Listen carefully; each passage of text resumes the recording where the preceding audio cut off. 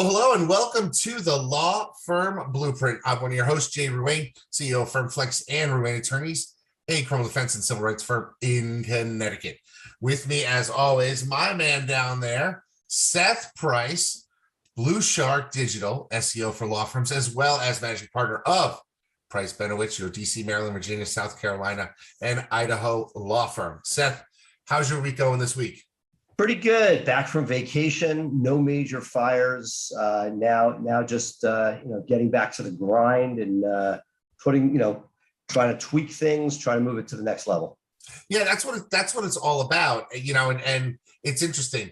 I feel like as soon as a law firm owner, as soon as you seem to be going well, things go left or go right. And not that it's not something that you can't handle. But a topic came up this week, and I wanted to talk to you about it because I think it's something that our people in our audience might want to start thinking about. And that is essentially this idea of golden handcuffs. And it's interesting that we talk about it in terms of a legal entrepreneur group and show, because none of us here got grabbed by those golden handcuffs, right? And we said, no, I'm going to do it on my own. But there's a certain segment of the population that aren't necessarily looking to be entrepreneurs, but they could be job hoppers, right? They stay in a job for 3 to 5 years or 7 years, and then they say, let me see what is out there, because they really are just sort of, get led, people who are led, not necessarily leaders. And so the way that they bring excitement to their life is to start a new job. And I'm wondering how you have sort of approaches, because, upsetting the apple cart and losing somebody who knows your systems and know how things work after 3 or 5 or 7 years can really do damage to you as an owner, because at that point, things are sort of humming, and then you have to get back involved and give up the time, give up the freedom as an owner that you have. So have you dealt with this issue before? Because I'm about to deal with it. Well, it's so funny. It's when I took a vacation about 6, 7, 8 years ago, I may have mentioned a prior show, we lost our head finance person. And it was like miserable on a cruise ship, and I'm $250 a minute calling from a cruise phone before there was really Wi-Fi calling, and we're trying to figure out what to do. So the good news about now is it was not the case. You and I have talked a lot on the non-plaintiff side. I've been, I think, rather successful by sharing the wealth, by doing a percentage of gross. I think it works both ways in protecting the firm from deadbeats, as well as incentivizing your rock stars. And that by making sure that, my attitude is, again, historically has been, I may lose somebody, but I don't want it to be for money. Now, if somebody goes to a hedge fund or something like that, I can't change. But take criminal defense for a moment, right? There's a market. And as long as you're at or above the right place, the only time I've lost somebody in the last 15 years was when I think it's happened 1.5 times, they got handed a practice by somebody else. Somebody was about to retire. Here's your practice, and it's yours. And you need somebody who doesn't mind running their own practice, and it's a sweet enough deal where they're really going to do it. And I think in both instances, the original person's probably still there, and they never got what they bargained for. That said, I'm a big believer in making sure, and again, it gets tougher when it's administrative, but we all have a few of those positions. And that's why when my COO fell off a motorcycle a couple of years back, we were trying to pay at or above, and that we lost somebody despite that moment. And I feel that, like, on the attorney side, I think it's a little bit trickier on the plaintiff side, but on the for family, criminal, trust and estates, there's a way of making sure that you're keeping up. And if you do well, they do well. And while your margin might come down a few points, the stability, in our firm, we've had people 8, 9, 11, 12 years that have stayed that would not have stayed for the length of time our firm's been around had we not been pushing the envelope on pay. Now, let me ask you a question. So when you're doing sort of a split of revenue so that your lawyers are getting a percentage of what business they do so they can see the dollars and know that they're comfortable with it. Are they also closing that business so that they have to be a salesperson? In general, that's our mind. There are exceptions to everything, but on the criminal defense side, yes, with the Okay, so let exception me of the ask, white collar. no, I got to interrupt you. What if they're shitty salespeople? Then they can't have the job. But how do you find that out until you're a couple of months in and numbers are going down? We recruit for it. And frankly, I think it is less the sale, which is a piece of it, and more like what I have found, and by selling through substance. Now, for us, it's a 1-2 combination because we have a pre-sale being done by our intake department. Right. And the main sale is being done by the attorney. And look, there are guys who have scaled practices where there's one lawyer. I'm not talking about the non-attorney sales model, but I'm talking about like ones where there's one maniacal lawyer that sits there, signs everything, who's amazing, and then dishes stuff off and they run around. That's what we have. Right. That's my model. And it can work if your people are great, but very often, and my guess is, as great as your firm is, the biggest issue comes in that handoff where somebody else shows up and it's not the person who signed them up. I take a little bit of a hit. Again, my model's not for everybody, but the more you can do to assuage that, whether it be that original voice is always there if they need something, whether it be a touch point from you, whatever it is, but the guys where there's an amazing, what I have seen, not necessarily your model, an amazing person doing it, and then whoever they could possibly find to put up with them as those attorneys running around that stay because they pay the least. They're not trying to, you want to talk about golden handcuffs. These are guys that are the opposite. Let me pay the least amount of money possible to make the most. Those are guys that have turnover. And if anything, it's that the I don't know, delta, but the differentiation between the amazing sale and the schmuck that shows up in court, that can be really problematic. At least here, the schmuck they see is the schmuck they're going to get. Again, it's not as scalable as the people that do it another way. I'm always jealous of the non-attorney salesperson because they're sitting there, they're professional, they close. We've done pretty well, and I have multiple lawyers running 7 figures, signing it, doing it, because when you get rock stars, it works well. When you don't, there are problems. Right. And I'm just wondering, like, how do you determine what golden handcuffs would be if you have somebody who you're like, I can really sort of branch out and do the stuff that I want to do as a law firm owner? Do you survey the local community and see what other people are getting and then say, I'm tacking on 10 or 15%? I have not been as scientific about it, but what I've done is 2 things. One thing that we've done since the beginning is if somebody brings in work and does it themselves on the non-contingency side, they're getting 50 cents on the dollar. Right. That makes perfect sense. Right. So if you ran your own practice with limited overhead, what's your margin going to be? 40%. Right. Yeah. So here, and if you're not good at it, if you're a practitioner who's not listening to the show, it would not be much to get to the point where you're basically, in order to get margins like that, you wouldn't even get it in your own shop. Right. So that people, and this allows them to build a book of business. So theoretically, one of the risk factors for the way I do it is people would like build up that business. I don't need you anymore. Right. But I think it's been like a drug where they get the best of both worlds. They get a margin for their own work, and then they get a margin for the work that they do that we bring them. Well, let me ask you this though, about having these people that are selling themselves. Do you ever run into problems where they get a little comfortable and are like, you know what, I don't need to sell that hard for this person? And so you've spent money on the lead to come in and they've got, a 10 or a 15 or $25,000 case, but you know what, they're fat and happy. And so they say, I'm not going to get on the phone at, 4 o'clock on a Friday. I don't want to do that intake. It's so funny. It's all in the DNA because the lawyers we have, the partners that we have that get it, these are partners of ours. They make good money. They bring in good money. They run this, and it's just the economic model, the way we do it, but they crush it. And there's because I can see some people who are like, no. Hold on. I'm going to take on more work, and I'm only going to get $2,500 out of this. I'd rather leave early and hit the bar and have a couple of drinks with my friends. So we had a guy who was that guy and drove Dave crazy. Almost like a a teacher's union mentality. Well, I hate me, but like, the idea of, he was clocking in, clocking out. He had a draw. He'd do just enough to get it. It was really mediocre.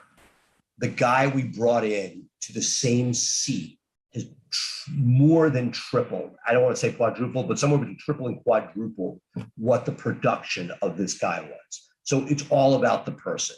And I'm well aware of it. And I see it. So what do you see? What I would say is, if somebody is crappy and they are pulling that game, and you see it because our intake tracks which leads don't get followed up with quickly, which ones, are passed, so to speak.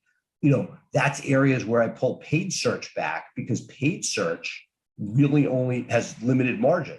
And so you're constantly figuring it out. But when you get people who are doing it right, you hold on for dear life. And look, one of the other pieces that, we talk about golden handcuffs that are money, but we're not dicks. We're not sexually harassing people, something we'll talk about a little bit. We run a nice firm with good people that do things right. If a client is problematic, even though it hurts us, meaning finance, give the money back. Yep. Like, we back our people every which way. And like, is it perfect? No, but like, we have a pretty good, loyal following of our partners who love what they're doing. And it gives what we're talking about, which is the best of both worlds of, the economics of running a practice, while at the same time, not the headaches. Okay, awesome. That's good. And I wanted to talk a little bit about this because I think it's something that people have to consider. Because if you do have somebody and you can, and the immediate thought is, if I can pay somebody over market, that is profit that I should be able to take as the owner and bring it home. And so I'm taking money out of my own pocket to be able to give somebody more money than the market should bear for that person. And that right there, it can really hurt, because you're thinking, shit, I should be able to pay you market, because that's what the market is. But to me, no. So that makes, to make your point, I would like to believe, I know that the market keeps moving, so it's not, I would like to believe that for the people that perform, you're paying above market. You should never be at market, because market keeps moving. Look, I told you, I always track the number of people we lose that we don't want to lose. On the lawyer side, it's been very few. I gave you an example before, somebody was handed a practice, but rarely has that happened. And generally, again, it's happened a handful of times. But I'll take the other side of this, where we saw during COVID that the market went north. And when you're paying quote unquote at market, like where it's not like on the better side of market, the moment there's a bump, I think it's just danger territory, that you want to make sure that the people you want, if everybody on the team made 5 or 10K more than quote unquote market on the administrative side, right? It adds up. It goes towards, it's points on the bottom line, but look at the cost of turnover. We're going to have one of the moguls on in a few weeks talking about something they do at CRISP, where they sort of chart what the cost of losing a person is. So if there's a problematic employee, what are their strengths, weaknesses, and then like, what's the cost of turnover? And you're trying to put numbers on these things so you can figure out, when do you make a move with that mediocre player, which we held on for years more than we should have. But once we made the move, we got 4x, 3x our return. So it's constantly, I think, looking at that. And look, it's easy to say spend money, especially when you start out. But I think that one of the things, and you and I have talked about this over the years, is identifying a few of those people that aren't going to allow you, if you leave for the beach and you can't enjoy yourself, that's worth a lot. Who are the few people that allow you to stabilize that, and making sure that's slightly even more, so that you're not on the bubble, but on the right side of the bubble? I mean, think about it. If you're willing to give up, it's like, say all in, for a lot of our audience, you give up $25,000 or $50,000 a year, but you guarantee yourself, 3 vacations a year where you're not freaking out. That has value in and of itself, just for your ability to maintain and the risk factor, because 1,000 decisions will be made when you're not in the office, right? And I just spoke to somebody today. One of an issue he's dealing with 4 or 5 years later are issues that took place when he was out of the office. So like, if you have the right team on the bus, to quote Collins, then we're well. Let's talk about that. Let's pivot a little to business owner decisions we have to make as as lawyers and as legal entrepreneurs, as firm owners, we were talking last week's show a little bit about your HR person and how they came to you and said, hey, look, in some states we're required to do certain types of training, or at least make people aware of policies and procedures and that type of thing. And here's a solution. And it's gonna cost a couple $1,000s, but it's one thing to sort of take a major issue that could creep up and take it off your plate, because you have a plug and play solution. Well, no, look, first of all, nothing's plug and play. Second, I just want to sort of, to the audience, HR is something I got many years later. I got 40 lawyers, 100-ish employees. So having an HR person is not something we are recommending right out of the gate for starters. Absolutely not. No, right? You may I don't need have an HR person. Right, exactly. And that, like, you have people who have these different skills. You need recruiters, you need different things. I'm a big believer in recruiters as soon as you can afford one if you want to grow. But so, look, we have an HR person who's post-COVID. She seems solid. She comes into the job and she says, hey, there's a suite of services. You can buy a SaaS-based software. Everyone can log in. It would track what they're doing. And it's like X thousands of dollars. And I'm like, oh, right? Because I'm sort of stuck between two worlds. Money solves that problem. Sign the check. It's not solving a problem. It's an inoculation if you get sued for sexual harassment. Right. Number one thing is make sure you and your partners don't do stupid stuff. Even so, this is an additional inoculation. You should have it, right? So what do? I picked up the phone to Dan Schwartz. He already has a paid solution for states that require a 2-hour course, like I think Connecticut, California, a few others require it. And we're going to work on bringing that to the blueprint over the next few weeks. And what I've asked them to do is for people like us, right, where I don't want to just keep throwing money at it, right? I'm paying an HR person. I don't want to pay the HR person to bring me paid solutions. I'm like, okay, we have a relationship. If it really is sexual harassment, it's not a suite of them. It always sounds, oh, wow, there are 100 videos they can watch on 1,000 things. Are they great? I always look at it like, will anybody ever watch it? I wish I could pay by the minute. It's sort of like I always say to, if I'm doing a happy hour, I'm trying to bring prospects in, and I always say, like, God forbid we spend $1,500 on drinks. I'd love it. We should be so lucky it's not us standing at the bar with a $200 bar bill, right? So I wish that people would take advantage of CLEs and things I have online. First thing is, hey, the first question I push back on is, we have ADP, for better or for worse. They've been solid for us. I know they're not loved by everybody, but do they have a suite of services that are included, or a small add-on? First. Second, can we get our buddy Dan to put something together so that we have something which checks the box, right? Number one reason, the way to get away with sexual harassment is don't sexually harass people. Second is, let's make sure people know what it is, so there's not the gray stuff, right? That's super important. So we'll do something, but the question is, are we going to throw money at it? Are we going to throw money at it, or are we just going to, is this something we really need, or is it like, it's easy to spend money. I get this all the time. We've talked about this over the years. New software, particularly with Salesforce. Everybody hears of Salesforce, but there's a software, and as you get into the higher level softwares, there are things that if you add on, for instance, DocuSign, it's $50 a month. But if you wanted to integrate with Salesforce, for example, it's bucks. And then you have 6 different companies you can choose. It's a license. It's very expensive to do it well and elegantly. So all of a sudden they're like, but this would save us a person's labor or half a person. And each of these things, it's like, I would be retired if I saved all the money from all the different things that I was supposed to save money from.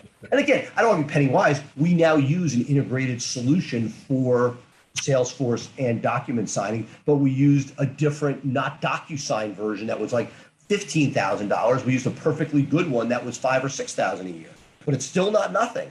And right. So you're constantly evaluating, is there a way, could I be really cheap and just get the $50 version? Well, no, we outgrew that. We really needed something more. Is a $500 a month subscription, $400 a month, sounds like nothing. That adds up. But at $400 a month, it really does make our team incredibly efficient, and we end up paying the piper for it. So it's interesting that you bring this up, because last week I had some time in my criminal mastermind. I had actually Joey Vitalian, who you've known for years, and as well as I have, and he had a really interesting slide in part of his presentation, and it was delegate your solutions, don't outsource your problems. And I think that's one of the things here, is that you can just throw money at a problem, but that's not necessarily going to solve it. It's going to put a lot of band-aids on it. Whereas I like your approach of going and saying, hey, do we have our payroll provider? Have they given us something? Investigate the options that are out there. For us here in Connecticut, our state put together a 2-hour video that you can watch for free. So as I just say to my people, hey, as part of your onboarding, watch this video, take this quiz, and then we're covered. Didn't cost me anything.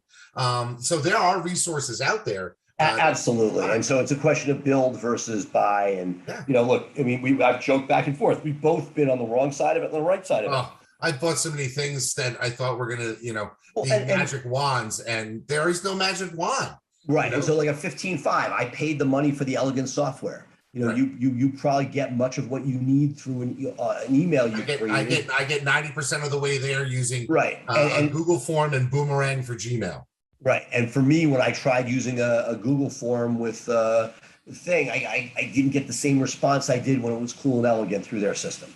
Right.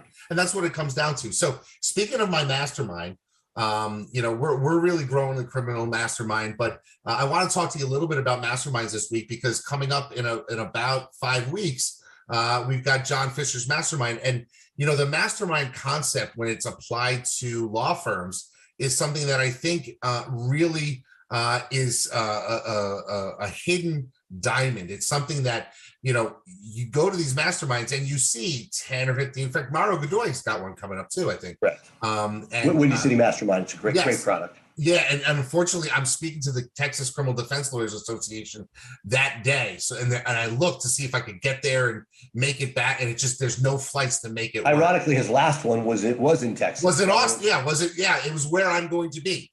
So it's like I can't catch a break with that. But the mastermind concept, based on Napoleon Hill's book about bringing together people to work on problems, I think is something that a lot of lawyers should be looking for. Years ago, I said to a bunch of my friends, both in law and outside of law, that I wanted to create sort of a board of directors of people that I could bounce ideas off of, and that's really what a mastermind does. And I know if the mastermind for Fisher is going to be in DC, and talk a little bit about the DC, because I think I went to one in DC with John's group, but I haven't been to all of them.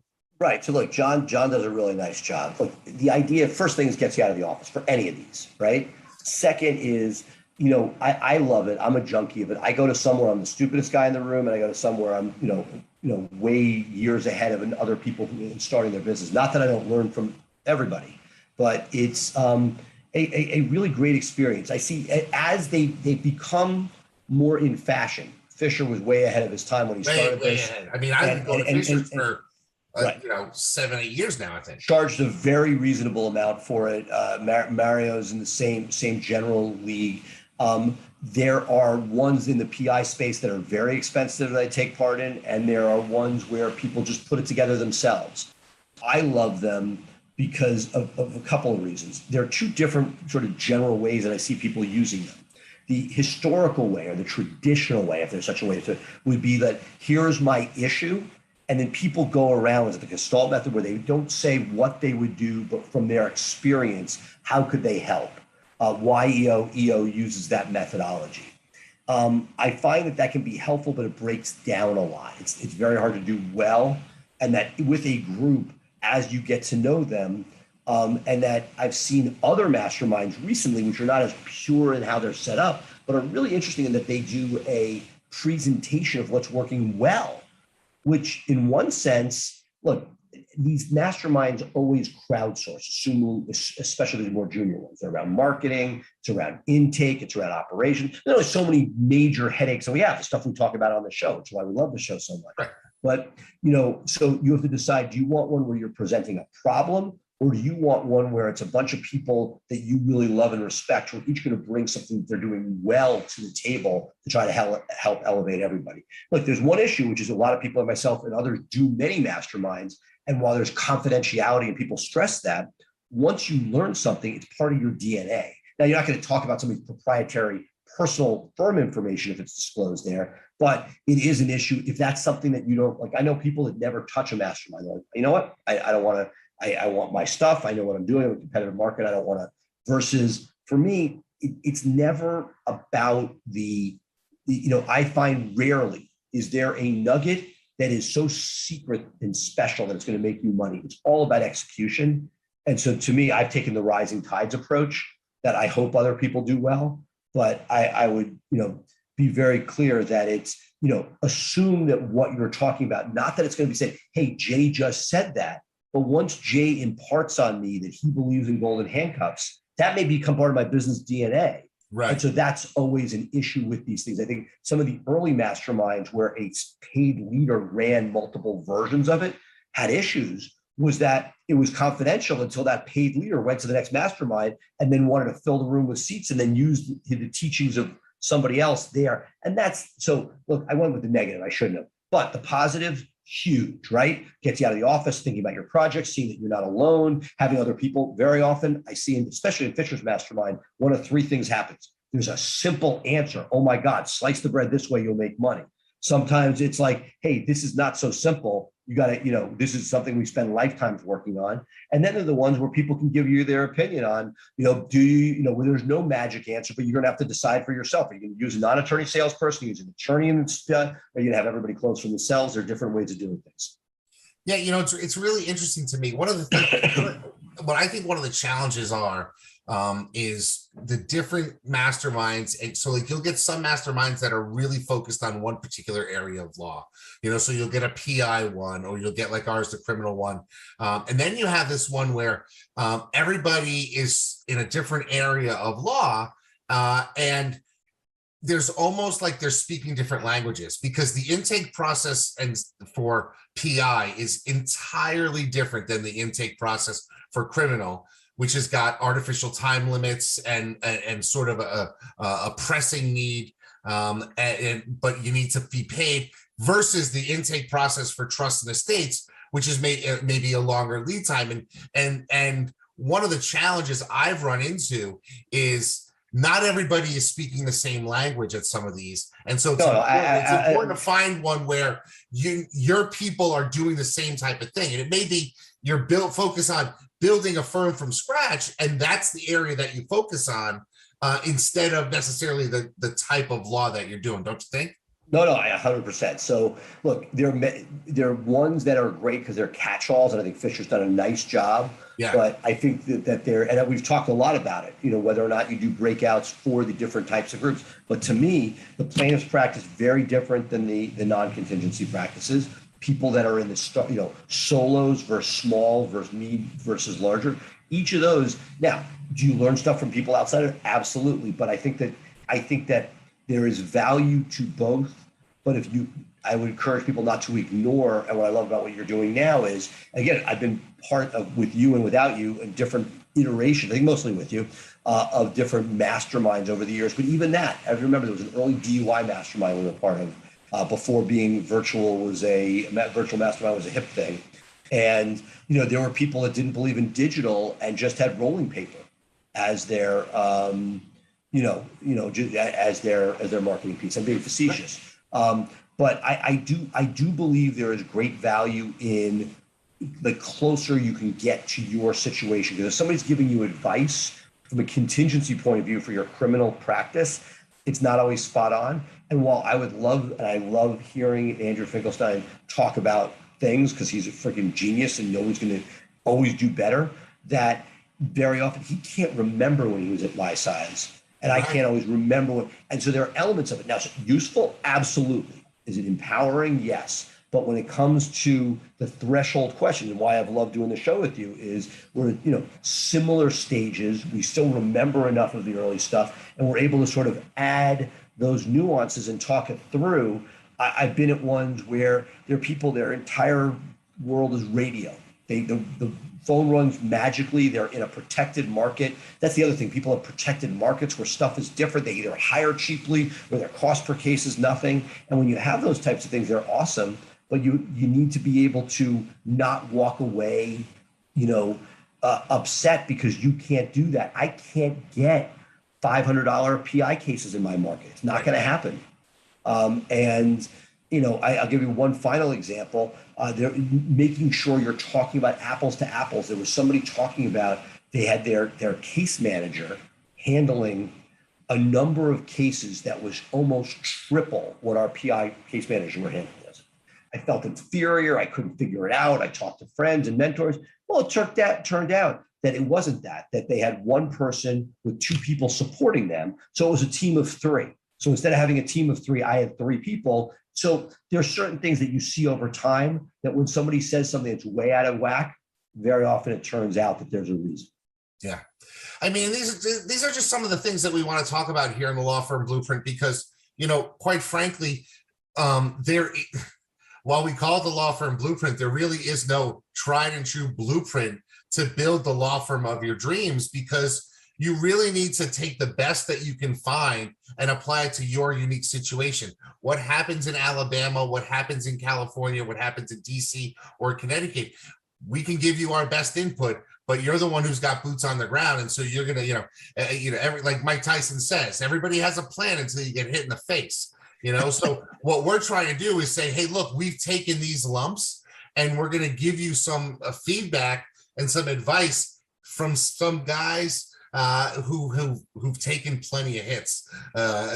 And trust me, I've been out on the canvas a few times, but that's what it's like here in the Law Firm Blueprint. We're just here to help you guys out. So if you want to catch up with our show, please do so. We're live every Thursday, 3 p.m. Eastern, 12 p.m. Pacific, here in our Facebook group. And of course, we're syndicated to other Facebook groups. If you want to catch up with us, we have the Law Firm Blueprint Facebook group. There's 2,000 or so lawyers that are constantly posting questions.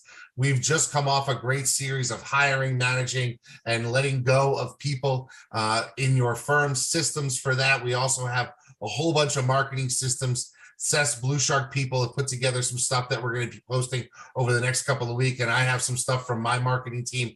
So you're going to be able to get some really, really interesting marketing ideas and just marketing systems, things that you can systemize, maybe even delegate to somebody else to help you get resolutions. Which I think are awesome. Seth, did you have something to add to that? No, I just that is awesome, and I'm pumped. I feel like we got cool branding, we got some cool collateral material, and can't wait for next week. Yeah, we're really sort of accelerating things here. So, folks, if you want to keep in touch with us, be sure to follow us here at the Law Firm Blueprint. You can get us, the Law Firm Blueprint, wherever you catch your podcasts. We are there. Of course, be sure to tune in every Thursday for the live show, and you can catch both Seth and myself on any one of the social platforms by DM or by email. But for that, Seth, I'm going to sign us off here. Great week. We'll talk about some good stuff next week. I don't even know. We're sort of, as things come up, we sort of want to address them. That's why this show is best live. It gives us the opportunity to really react to things that are happening live and actively happening in our law firms. So that's going to be it for us, folks. Have a great week. Bye for now.